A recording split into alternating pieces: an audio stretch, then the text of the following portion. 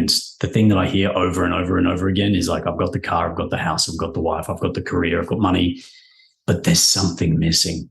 There's something, and I can't quite put my finger on it. It's like it's on the tip of my tongue. And when we do a breakdown of what their lives look like, it's in pursuit of individual benefit. All right, Rising Man fam, I got another amazing man joining me here today, Mr. Jason Bluett, coming in from down under, Brisbane, Australia. How you doing, bro? Australia. So good, brother. Yeah, Australia. I love it, man. Did I tell you about the time I came to Australia? No, man, but I'm not surprised you've been down here. You got that kind of vibe about you. People that come to this country kind of tend to have a little bit of gristle about them. It's good. Yeah, I did pretty well over there. We came over there at the end of 2018. We were there for almost a month. We had some good times out there. Saw a lot of the eastern coast, which was really cool. Yeah. I dig the culture down there, man. I just love the playfulness of Australian culture is what I really appreciate the most. Yeah, some beautiful things about the Australian culture. We're pretty sturdy. We had a culture of being on the land, so a lot of our culture, even in the cities, pretty resilient, pretty can take the knocks, and I love that resilience as part of Australian culture. There's also some parts of Australian culture I think that we're working on improving, but we can get into that. It's a great opportunity and a very fertile place for the kind of work that I do. Mm-hmm. Yeah, I found that to be true. I find that probably second to the United States, I think Australia is one of the most rampant terrains and territories for personal growth and development right now, especially in the men's space. So a lot of really good guys out there doing good work alongside you. 100%. So yeah, man, glad to have you here. Looking forward to dropping in, bro. seeing what we can excavate. You know, where I like to start is your definition of what it means to be a man. To me, being a man is about the lifelong journey to take responsibility for self and the impact that I have on those around me. So my family, my community, and the world. Responsibility, man. That's it's an answer that often comes up when we're talking about this question. So when you talk about responsibility, what do you mean? What does it look like for you as a man in your life to take responsibility?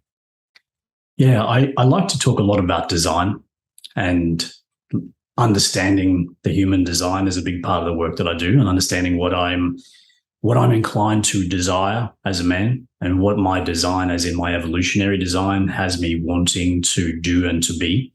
And for me, taking responsibility means understanding myself on a deep level and understanding that desire, and then translating that desire into the outside world. So I desire to be a leader. I desire to be a father.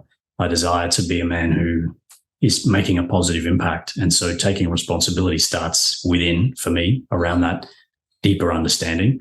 And then when I translate design to what I want to have as an impact in the world, it needs to be something for me that's conscious and decided. So deciding who I want to be as a man, and then deciding the kind of impact I want to have, and also the kind of life that I want to live. So living consciously, living deliberately. Yeah, I like that. I think that's a good explanation. For me, I hear in what you're saying, being at the center of all things, all problems, all solutions, all of it. To me, that's what radical responsibility is. It's being the root source for both sides of the problem solution spectrum. One of the most empowering things that a man ever told me is if I learn to see myself as the problem, then I also get to be the solution as well. And it's that simple antidote for the victim consciousness that so many of us are prone to. I know myself as well. So is that resonant with what you're saying there about responsibility? Yeah, 100%. And whenever I'm working with men in the circles and the work that I do, and I hear them talking outside of themselves, my wife this, my family that, my job that, and I said, well, what about you?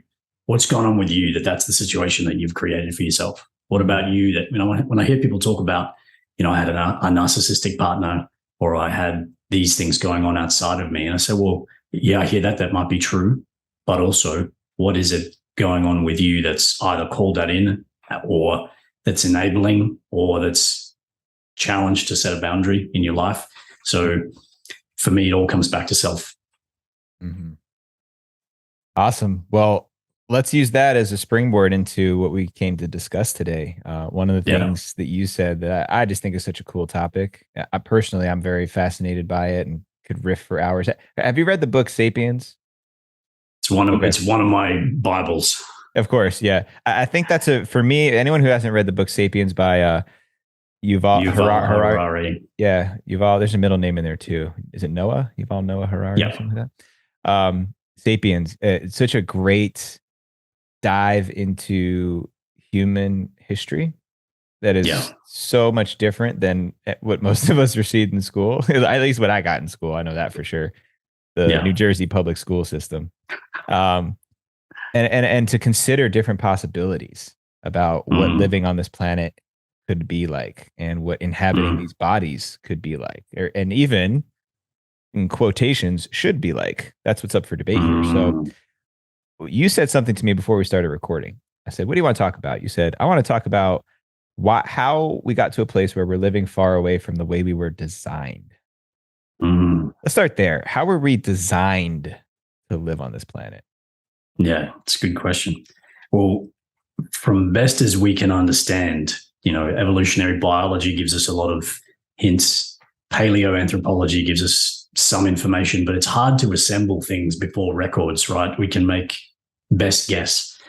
But I love and I'm inspired by understanding as a species. And it actually kicked off with Sapiens. That book was one of the things that really started my journey to understanding this. Yeah, and it's for me, understanding that for probably 200,000 years as a species, Homo sapiens, our species, lived in a pretty challenging environment with a lot of adversity. And the reason why, as best we can understand, that we were successful is that we did a really good job of working together.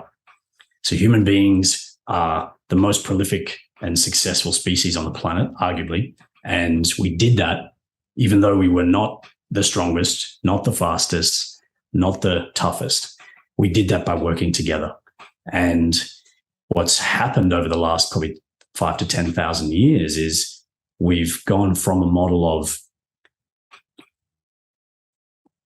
pure egalitarianism, pure cooperation, pure tribe, living in groups of, 80 to 120 people.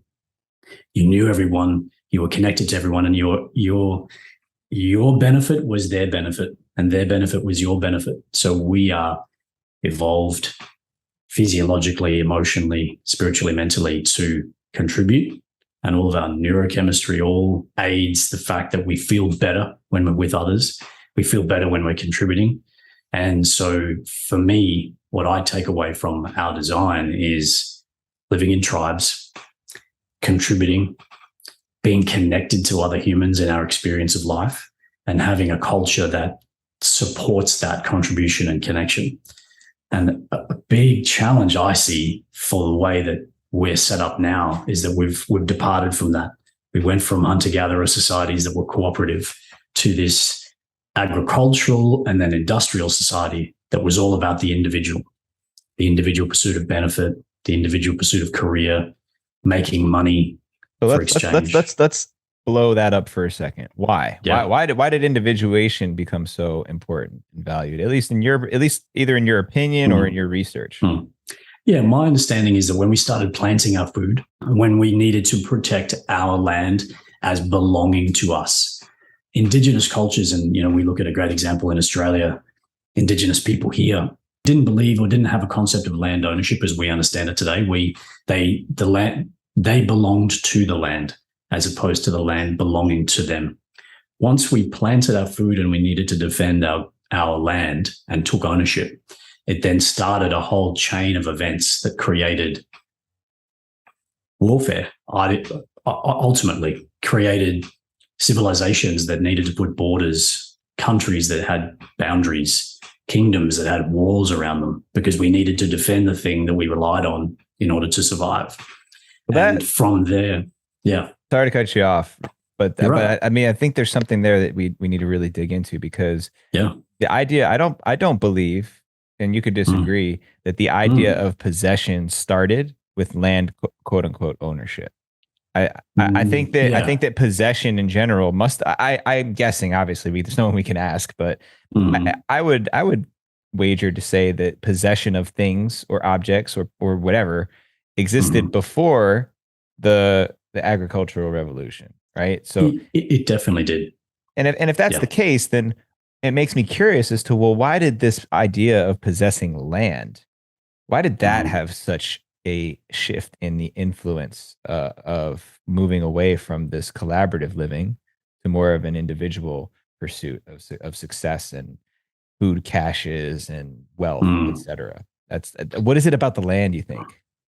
Initially, it didn't. Initially, land was owned in aggregate. So in medieval times and in early European history, at least, land was owned by the king and or the lord or the in a fiefdom. And so serfs or workers were part of a collective. So they still contributed to the greater good. As civilization evolved, they portioned land, and as private ownership of land became a thing, it became smaller and smaller and smaller. And as that land became pockets of land that were only able to sustain a family group, that then created the birth of individualization and individual ownership of the land. And then part of the cultural influence of Greek and Roman democracy, where the individual was put forward as paramount, where the individual had a vote and a voice and a say. So combining those two forces created this individual pursuit of benefit. And then it got supercharged during the Industrial Revolution, where they no longer were able to earn living from the land and get what they needed from subsistence. They needed to go away from a home to work in a factory and work in a job or a trade. And so that severed the tie from any ability to create what you needed on your own land. And then you had to go and exchange for money. So that cascade started with land ownership. And what's fascinating is I also would bet all my money that at every one of those timeline intervals, Mm-hmm. like you said, like, each shift that you just mentioned, at that point in time, I bet it sounded like the best idea ever. 100%. I bet that they were like, this is going to change everything for the Yeah. better, right? Yeah. We're society is going to become so great. And in Mm-hmm. retrospect, we look back and we're like, oh my God, what were they thinking? They screwed Yeah. us. They screwed us. They set us back millennia by Yeah. introducing these concepts. And similarly, because that way of thinking, I bring it right to the present. And I say, okay, well, what are we doing right now Yeah. that hundreds of years from now, humans are going to look back and say, Jesus Christ, you guys really screwed us over here. I mean, come on. Is it the cell phone? Is it the internet? Is it Yeah. technology? Is it toilet bowls, that we don't squat to Mm-hmm. go to the bath? It's probably many things, but It's all of those things combined. yeah. And for me, it's about the lack of conscientiousness, the lack of consciousness about those incremental changes. As we've slowed, it's a death by a thousand cuts. No, none of these moves happened overnight. They all happened on slow progressions, such that if you see somebody every day, you don't notice they've lost weight. You see them a year apart. Wow, man, you look amazing. So these changes were slow and incremental, and for everyone who was in it, it felt slow. But where we are today, I don't choose to flagellate or to get too bent out of shape about the fact that we are where we are. But looking back to maybe the designers and influence, we say, okay, well, we can't go back to living hunter-gatherer societies. We know that. We can't go back to living 100% subsistence in most cases. Most of us are in cities. So what can we do to bring back the best parts of what the human animal, the human being was designed to be doing, and bring it and integrate it? That sounds like a massive undertaking. It's also something that Yeah. I agree with entirely because I've Yeah. I've contemplated this pretty much since I could start to see the world and understand it a little bit. Mm-hmm. Once I started to once I became privy to, hey, we're not doing something correct here. We're missing something. Yeah. My mindset naturally went back to deconstructing, decentralizing, breaking down constructs, to start new. Like, let's take the social etch-a-sketch and just shake that motherfucker up and then start over. And as I've matured a little bit, I've recognized just how disruptive that would be. Talk about Armageddon, talk about chaos and mayhem and carnage. To shake that many of us simultaneously out of our coherence, and even if it's in favor of a more optimal society, more optimal way of living in relationship with the earth and all life, to make a shift like that overnight, or even just in the span of one generation, is tremendously disruptive. That would be like having somebody walking on a treadmill, and without ramping up the speed, all of a sudden it just goes from like 3 to 25. No ramp up, just like snap, boom. You're just like ejecting people off of treadmills all the way down the road. I think I've tried that a couple of times. You got to start at a sprint. Yeah. You got like, it's like, you got to like go, bam. You just like shoot out like a gun. Well, in the same way that the changes didn't happen suddenly to get here, the changes aren't going to happen suddenly to adapt and to innovate for where we are. And sure. I'm an optimist. One of my, I don't know if you've done your Gallup strengths or Gallup Clifton strengths. One of my top 5 is positivity. So I see a beautiful opportunity that humans have created for ourselves, that human beings and humanity as a species and as a collective of divine beings having a human experience. We've come on this journey to realize where we are in order to correct and learn the lesson. There's a beautiful conversation I had with my son. I said, what would you do if you had the Infinity Stones? All of the Infinity Stones with the gauntlet and Thanos' gauntlet. And he's like, he started with the material stuff. Yeah, I'd have some Lego and I'd have some computers. And then he's like, Dad, I think I'd clean up the oceans. We got a lot of plastic in the oceans. I think I'd take away the plastic. And then he said something that was really profound. He said, but then people would repollute the ocean. And nobody would, and I'd become the Earth's garbage man. So he said, I don't think I would do anything because we've got to learn to look after the planet. And he said, and we need to learn that lesson. There you go. So it's beautiful wisdom. And I think this journey is perfect. We've come away from our design to see where we've erred and to allow ourselves to correct and come back. And you see it, I don't know if I'm just putting the lens of optimism on, but I see it everywhere. I see environmentalism, social consciousness, personal development, mental health. I see these movements, these conversations. 10 years ago in Australia, you couldn't talk about men's mental health without people snickering. Now, Are You OK Day is a national event. People talk about their mental, emotional health. People talk about climate change. People talk about the state of the planet and how we're living unsustainably. It's a beautiful thing to watch, and I'm really optimistic that we get to integrate the best parts of our design into a way that we live today. Yeah, well, that's definitely something you and I share, is optimism. I'm naturally an optimist, and I've actually had to learn how to counter my optimism, because sometimes my optimism has reflected itself as idealism. Yeah. And it's kind of an interesting swing when my optimism gets the air sucked out of it. I can get really dark really fast, and all of a sudden I'm in an existential swing, and I'm like, what the fuck are we doing this for anyway? It's over. It's pointless. Why did I have children? They're doomed. None of it means anything. Let's just throw in the towel. Totally. And obviously, if I really felt that way, we wouldn't be here having this conversation. No. And I wouldn't be sitting here. Of course. And I look at these children, man. I look at my kids. I look at the kids that I witness at the playground and places that we're at. They're coming into this life so different than we did. There's obviously the circumstances around them are different, entirely different. But it's almost like they upgraded the software at the at the packaging plant, at the production facility. There you go. Like the processors are faster, like the internal processors are faster and they learn more quickly. The trick there is, what new information are we uploading into their hard drive? right? Because they got like the brand new computer that's totally blank. They come out and they're like, boom, their motor's ready to fly. Whatever we feed into them, they're going to learn way quicker than any of us did growing up. And there's access to everything now, correct? Yeah. So the risk that I see and the opportunity, I guess, go back to the opportunity is how we raise our children, what we teach them, what we encourage them to value. And I don't think there's anything more important than that right now on this planet. Yeah. I can't think of one thing that is more important than installing those values and perspectives like your son saying, we got to clean up the oceans.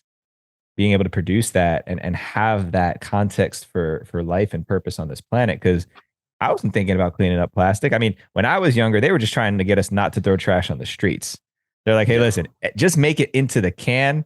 Who cares what it is? Just get it off the streets. That's enough. Don't litter. Littering was like the worst thing you could do, that was a big step, right? Yeah. But now we're talking about like, well, where is that trash going? It's making it into the can, but we're just dumping the can in the ocean. So what's the point anyway? So that's how I see it, man. I wonder if you see it similarly, if you have more to add on to that. Yeah. Look, I completely agree that I was talking to somebody about the challenges that they had with their parents. And I think Jordan Peterson says their journey's done. Focus on the next generation. People that have, and I don't want to make that too much comment about, parental responsibilities and our responsibility for their journey. But it's, yes, the place that we get to have the biggest impact is in our legacy. For me, it does start with the leaders of a family, the fathers, the brothers, the uncles, the dads, the men who are currently without that level of consciousness and awareness to be able to download those values into their children. Because if you don't have it at that level, the kids are going to get by default what's floating around on TikTok, which is the fucking Tide Pod challenge, like eating laundry detergent. Oh my God, man. Like the stuff that they're doing these days, it's like, Jesus. Yeah. Well, that's for me, that kind of accelerates the emphasis on the work that I need to do with men, is that if we can take responsibility at our level, and even having this conversation wouldn't have happened without men's work. If you hadn't had the journey that you had, you wouldn't be having a conscious awareness of what you were downloading into your kids. Mm-hmm. Sure. Yeah, I would definitely say that. I definitely see myself, because I walk down the street and I see, if I took 10 guys my age, just randomly selected out of downtown Austin, Texas. Well, I guess Austin, Texas is kind of a special place. I'm starting to appreciate It is that. a pretty special but place. Let's just say 10 random guys my age here in the United States. It's still a very privileged position for me to have the awareness that I have. And I recognize that. I don't take that for granted, that I've had access to resources and mentors and people who I've looked up to create the world perspective that I had. Part of it has always been my path. That's just me speaking personally. I was already considering stuff like this as a kid, even though I didn't really know what I was thinking about or talking about. I always knew that I would be in a position to help people at a large scale. That was always something I wanted to do, was to in effect impact on people in a large scale. I've had a million different ideas and ways I wanted to do that throughout the course of my life, but I think some of us are just wired that way. But it's certainly not a broad stroke across our generation, and I think that's where. That's where like that existential voice starts to creep in for me. It's like, well, what's the ratio here, right? Are enough of us going to get on board with how important this is for our kids to make a difference? Well, yeah, I mean, Jeddy, respectfully, I've got to disagree with you, man. And yeah, feel free to challenge me on this, but the desire to make an impact is not culturally conditioned into the majority of people, and that's present. What I've discovered in the work that I do is a desire to help is inbuilt into all of us. And a question that I ask myself is, how do you want to serve? So asking the men in terms of finding purpose, which is a big part of the work that I do, it is hardwired into our DNA to feel better. We get hits of oxytocin and serotonin in spades when we contribute to other people. And people that do charity work, and we know this from men's work, it feels amazing to see people having an impact from what we do. And I think my opinion is that because society has structured us in such a separate way, we don't get access to, or by default have pre-programmed places where we can contribute. So for me, it's about helping men understand, if you're individually pursuing your own benefit and the benefit of your family, it's not going to light you up in the same way that it will if you find purpose that's bigger than yourself, if you find the thing that's worth fighting for. And once you get access to that, the dozens and dozens of men that have done my program that teaches this all say the same thing. I feel inspired. I feel lit up. I feel energized. And to me, there's a universality in that I really feel is there if we want to get access to it. Yeah, well, thanks for sharing that. I'm not sure exactly where the disagreement point is, because what I hear you saying is actually very congruent with what I believe when it comes to my thoughts about good and evil in the world. You know, okay. A lot of people out there know how I feel about words like toxic masculinity. I'm just so tired of it, because I don't believe that there are any innately evil human beings on this planet. And there's a lot of people out there who have like a mother-in-law that they like, I disagree with you, she's evil. And some people, like some people were put on this planet as evil people. I just don't believe that. That's why I think it comes back again to the way that we're raising kids and the culture that we're installing into our families. Because every time you look at somebody who commits an act of violence or does something out of what is normal, acceptable human behavior in society, there's always a story behind it. There aren't ever any random acts of evil, you know. And hurt people, right? Well, yeah, there's that, and even let's take it out of the realm of observing adults, right? Let's look at the innocence, right? Let's look at children. I love my children. They're so honest. There's like no filter.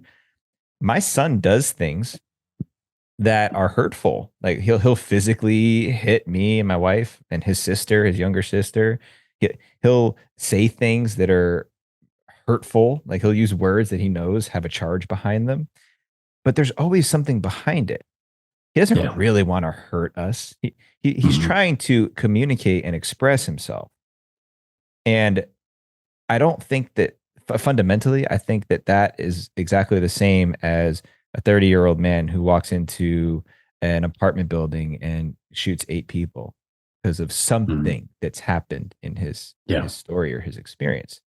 And so this is where I always come to, we're kind of digressing a little bit, but I think this is actually an important point. Where I always come back to is talk about responsibility, going back to what you said before about what it means to be a man. My version of being a man means I take responsibility for that man who walked into that apartment building, even if he lived on the other side of the country, because I'm participating in a society that has contributed to that, but not taken responsibility for that man. Didn't take responsibility for that kid who was probably bullied, who was probably beaten, who was probably abused or broken down at some point in time that created enough hurt that boiled over into an expression of violence because that's all he knew. And it's just like my son, when he runs out of resources and the capacity to articulate and express what he's feeling, he's going to show me. He's going to show me. He's going to show my wife. He's going to let us know how he's feeling, because that's what creates a sense of connection again. Going back to what you said before, we're designed to connect, to be in relationship with each other. And if we don't figure out how to be in relationship with each other better, then none of what you and I talked about from our optimistic lens is possible. Yeah, I 100% agree. And I think the distinction here that I just want to clarify around the point that I heard from you earlier, which is that some people do and some people don't have a desire to contribute, that there was something within you that was innate and it was something that you saw about yourself from a really young age, and that there's a percentage of people that will have that and the others won't. And I feel it's there for all of us to tap into when we feel connected, when we feel like what we do matters, and when we feel like what we do is contributing. And I love this philosophy of ikigai, the Japanese philosophy, where we, you take what you love, what you're good at, and what the world needs, and then you turn that into something that creates abundance for yourself and your family. Mhm. And that's not possible without the connection that you talk about. If we don't feel connected to a community of people that we feel like our contribution will be valued, we're back to the individual pursuit of benefit. Absolutely. And yeah, to clarify and go back to that, I agree with you. In fact, that's what I was suggesting afterwards, is that I agree that that's our natural orientation. Like you said, Yeah. we're hardwired to be this way. We had to be, because our ancestors were taking down friggin' woolly mammoths, and that's not a one man job. That's not a one man job. Maybe nowadays with the technology we have, but back in that time and place, man, that's not a one man job. So we were designed to, and like you said, we have chemical release patterns and hormones that are activated, that trigger, that motivate this way of being. There's chemical components within our bodies that go above our ability to think, right? We're talking about emotions, right? When we feel emotions, that's always tied to some sort of chemical or hormonal release. It's like our body's intelligence that's working above the intelligence that I think I have about how I'm feeling and what I need to do. So and that body intelligence, that's the design. Yeah, that's what I talk about when you ask me what do you mean by design. The design is the things that we desire, the things that we experience without consciously knowing, without actually understanding that there's something missing. I speak to men, and I've got Primal Man Project. We've got 400 men in our community from 15 countries around the world. So I get a lot of feedback from guys about what they experience and what they feel. And the thing that I hear over and over and over again is like, I've got the car, I've got the house, I've got the wife, I've got the career, I've got money, but there's something missing. There's something, and I can't quite put my finger on it. It's like it's on the tip of my tongue. And when we do a breakdown of what their lives look like, it's in pursuit of individual benefit. Contribution is missing, connection is missing, community is missing.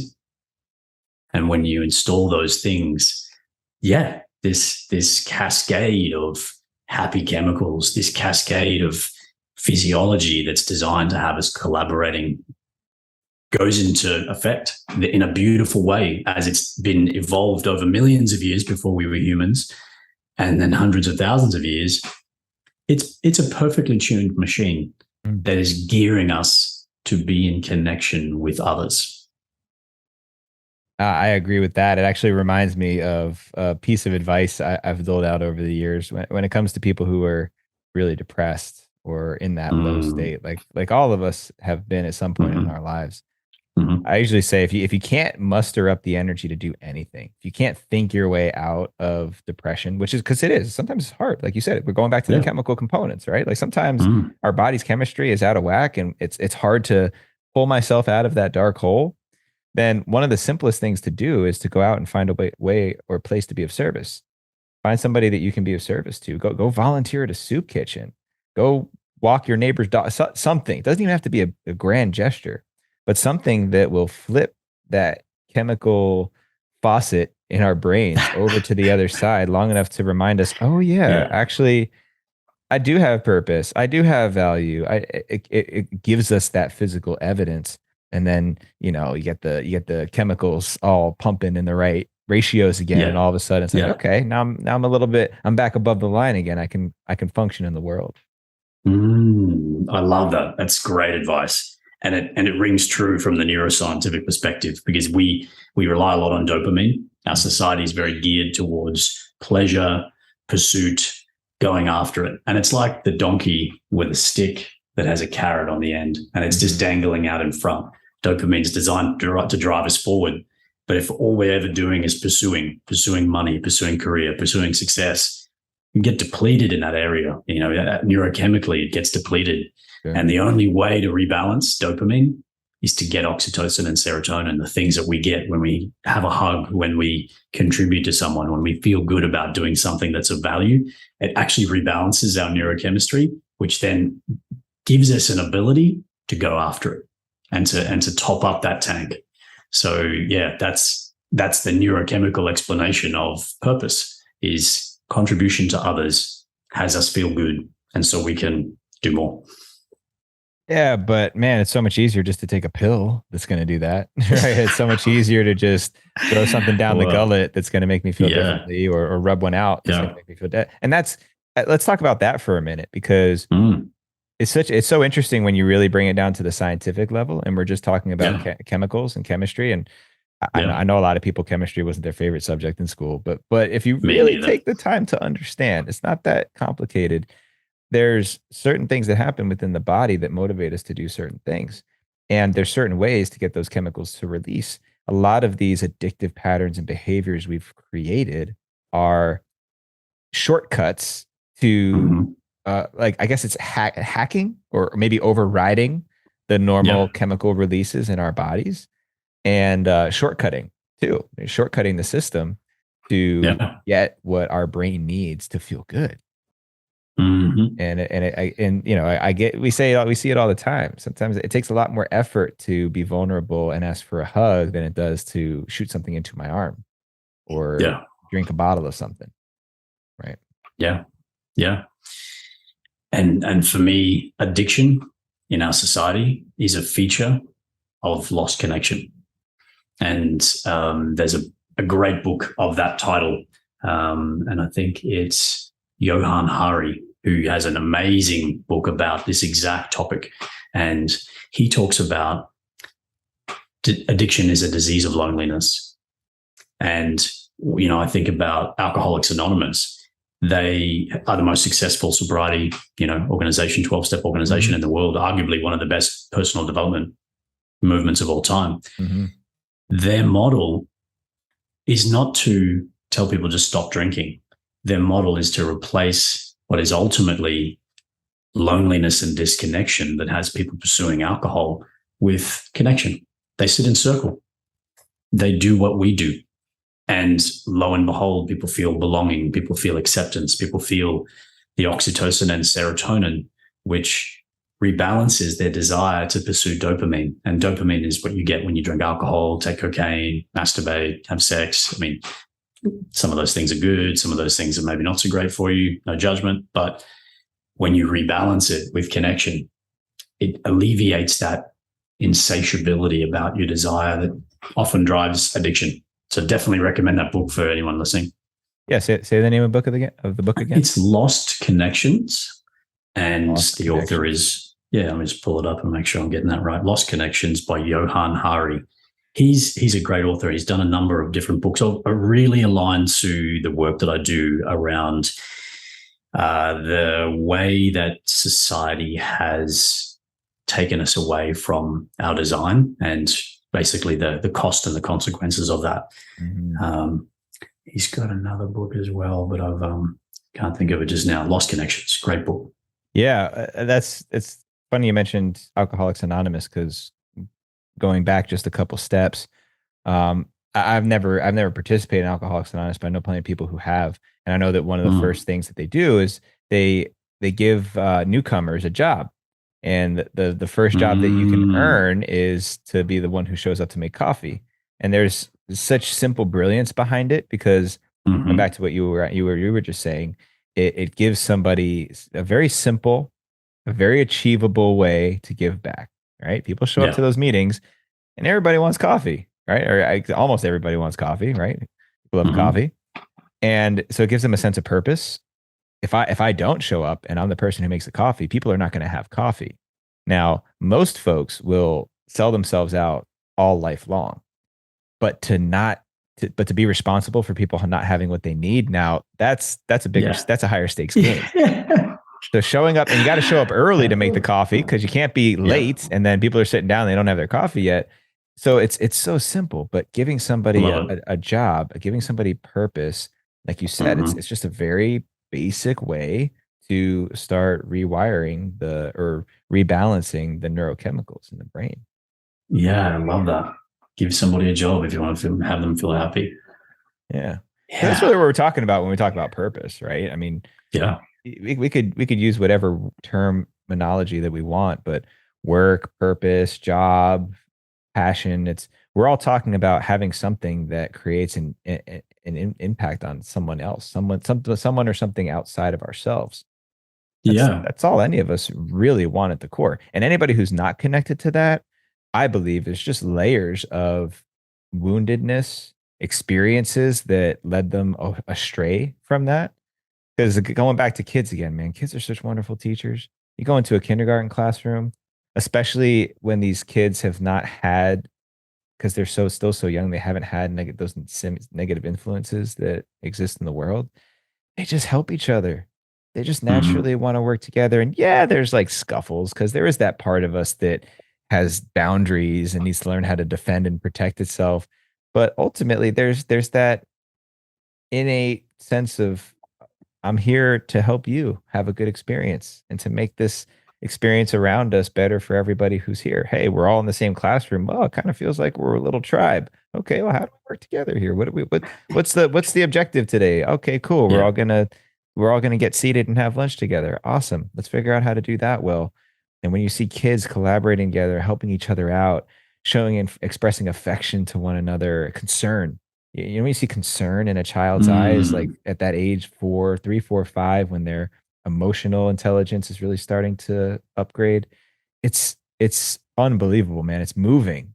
It's moving Mm. for me. I'm like, man, where did that go? That must live inside of every human being somewhere. It That's must. that's the design. Yeah. Yeah. Empathy, compassion, contribution. I Yeah. want to come back to something you said before, and it's interesting. The distinction between career and purpose, or Mm, work and purpose. This is mm, something I experience with men a lot. When I start talking to men about, the work that I do in finding purpose, they say, yeah, my purpose is my family.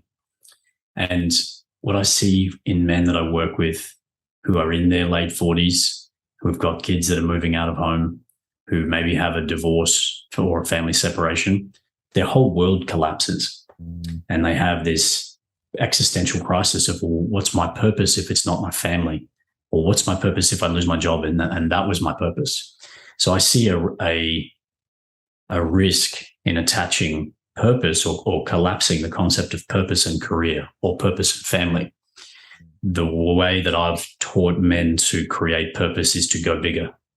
The people in the world who are contributed to using your skills, passions, abilities, and let's say vocation, whatever it is that you're able to contribute. But that supersedes, that is the overarching framework that if there is a relationship breakdown, or when the kids do leave home, or heaven forbid, they lose a child, and that their purpose in life is not so geared towards that role that they have nothing without it.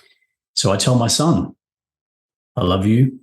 My role and my responsibility as a father is to provide for you, teach you, educate you, and have you be the man that you desire to be. But you're not my purpose. My purpose is to impact the lives of men. And he understands that. So when I'm here on calls at night, running retreats on weekends, doing the work that I do, he's like, Dad, what have you got on tonight? You know, he's enrolled. Dad, can I come and help you? When can I come to circle? How old do I have to be before I can sit in circle, Dad? It's like, okay, cool. Have you got enough firewood for the circle? He's enrolled in what I'm doing. And with or without him in my life, I still have the legacy and impact that I desire. I don't desire to have it without him, but I don't define myself by reference to him. Yeah, which I think is such a important framework for all people, but Mm, specifically men to really yeah, begin agreed. embracing. It makes me think of Way of the Superior Man with David Data. That was Mm-hmm. chapter 11. I'll never forget it because when I first picked up the book at 21 years old, someone gave it to me, and I got to that chapter where he says a man must make his purpose more important than anything in his life, including his partner and his family. I was like, nope. I put that down. I said that can't be true. There's no way that that can be true. And the way you described it there, I think it even embellishes on that simple concept that David Data proposed there of what that looks like and why. And obviously, you and I think are very congruent in this sense. And fortunately, I have a partner and a family that understands that too. Yeah. It's not easy because there is such a strong social construct around us that suggests otherwise. Yeah. still, especially where we live right now in the suburbs. It's kind of like the formula, right? But but yeah, I think that is also something that really gets to change. But it's Yeah. important to be specific about what that means, because obviously things can be taken out of context too. Yeah. And I hear you on the formula, and I have that meme in my head. It's a trap. Yeah, there you go. That's the one. That's the one. The white picket fence, the career, the car, the house, the mortgage, the holiday 2 weeks a year, Yeah. all the things that we're supposed to do. The number of men that come to me and say, I've got all those things, and I feel like it doesn't feel like enough. Yep. And that's this piece that's missing. That's this piece that's missing for so many men, Jeddy. It's crazy. And it seems so simple and so obvious because I've seen so much of it and I have this lens of it. Mm-hmm. But applying this, and it's a simple and profound truth that once I share with people, you go, yeah, I get it. We were designed to live in tribes and we were designed to have a purpose that was more than us. We would have had and I grew up in Papua New Guinea, which was a pretty cool place to, what I didn't realize at the time was have seeds planted that would germinate later. So I was, an Australian, a white kid growing up in a Papua New Guinea country was, black people, indigenous people there. And so I was separated from their culture enough to be able to see what they would do and contrast it to myself. So growing up, we would see this. That's a women's space. Don't go there. That's a men's hut. Don't go there. That creek, that's for women's business. And these ideas were so foreign, in the language that I had and the vernacular of a white Anglo-Saxon Australian. But what I realized as I came, along in years is their whole structure of their culture and society has men and women born into roles that their responsibilities are clear. As a young boy, these are your responsibilities. As a man, you get initiated. These are your responsibilities. These are the things that you can do to contribute. Hunting, and less so now because they're less, hunter-gatherer.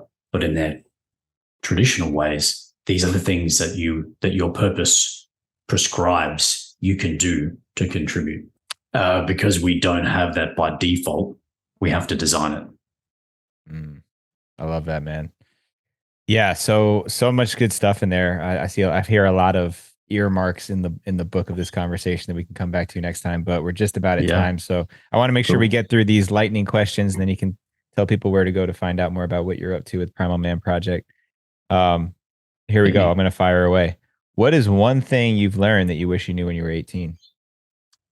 There's no such thing as natural talent. There's just people who've worked harder than you. What do you think is the most important value to have as a man? Integrity. Because integrity is a master value. I love it. And what does the world need most from men right now? Radical self-responsibility. Full circle. All right, man. Last but not least, where can people go to follow you, find out more about Primal Man Project and what you're doing? Give us the deets. Yeah, man. Facebook and Instagram, both Primal Man Project.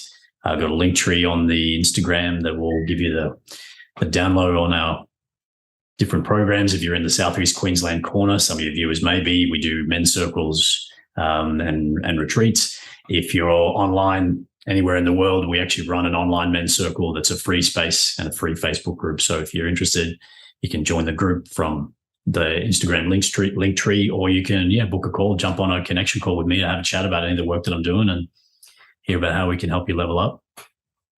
Awesome, man. Well, clearly you're doing some great work down there. I look forward to when things open up and we can cross paths and have one of those real in the flesh embraces and do some good work together, man. Bro, I can feel that. I can feel that already. It's coming. It's coming. But yeah, man, thank you for taking the time to be here. It's good to drop in and get hear more about what you're up to and your perspectives on the world. I really think that they're valuable and important for people to understand. I think that dynamic of here's the science, because people love science, especially guys. Guys can respect science, right? There's a lot of we'll argue with a lot, but once you start throwing science around and like stuff that people can see and understand, there's a connect. It's like, okay, maybe you're onto something. Yeah, I appreciate that. So yeah, man, beautiful work, and look forward to having you on down the line in the future. Before we jump off, Jeddy, I just want to acknowledge you, brother. You are an inspiration, man. You and the work that you do over here in the men's work community in Australia. You know, I spoke about you coming onto this podcast, and your name is known, and the work that you do, Rising Man, it's awesome. You're a reference point for a lot of us to look up to, brother. So love the work, love how you've had this conversation, and yeah, just love spending time with you, man. I appreciate you having me here. Thank you, man. Thank you. Really received that. It is truly an honor. I love it. And yeah, I hope that more men find that, because for me it's easy. It's too easy, mate. Too easy. Bloody easy, mate. Bloody easy. Get along to a men's circle, mate. Come on. All right, bro. Lots of love to you, man. Thanks for being here. All right. Thank you, brother.